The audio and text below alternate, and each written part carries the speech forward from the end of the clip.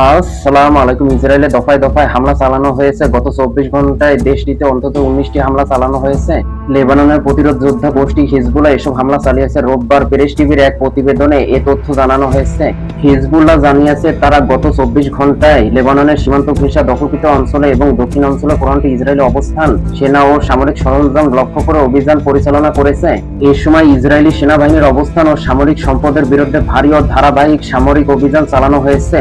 অভিযানে ড্রোন হামলা, ভারী কামান থেকে গোলাবর্ষণ এবং বিস্ফোরক ডিভাইস বিস্ফোরণের মতো কৌশল ব্যবহার করা হয়েছে। গোষ্ঠীটি জানিয়েছে যোদ্ধারা বিস্ফোরক বোঝাই ড্রোন ও আক্রমণাত্মক কোয়াডকপ্টার ব্যবহার করে ইসরায়েলি সামরিক বাহিনী লজিস্টিক সরঞ্জামের উপর নির্ভুল ও প্রাণঘাতী হামলা চালিয়েছে। ভোরে প্রকাশিত আরেকটি পৃথক বিবৃতিতে সংগঠনটি জানিয়েছে যোদ্ধারা দক্ষিণ লেবাননের আল বাইয়া পৌর এলাকায় অবস্থিত ইসরায়েলি সেনাবাহিনীর একটি কমান্ডো সদর দপ্তরে দুটি আক্রমণাত্মক ড্রোন দিয়ে হামলা চালিয়েছে।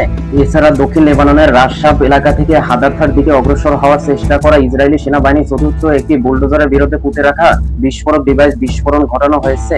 ইসরায়েলি সেনাবাহিনীও তাদের সামরিক অবস্থানের দিকে একাধিক ক্ষেপণাস্ত্র হামলার কথা স্বীকার করেছে। এদিকে ইসরায়েলও লেবাননে হামলা চালিয়েছে। লেবাননের রাষ্ট্রীয় সংবাদ সংস্থা ন্যাশনাল নিউজ এজেন্সি জানিয়েছে ইসরায়েলি হামলায় আল মারওয়ানিয়া ও আল শাইআত এলাকা সহ কয়েকটি এলাকা লক্ষ্যবস্তু হয়েছে।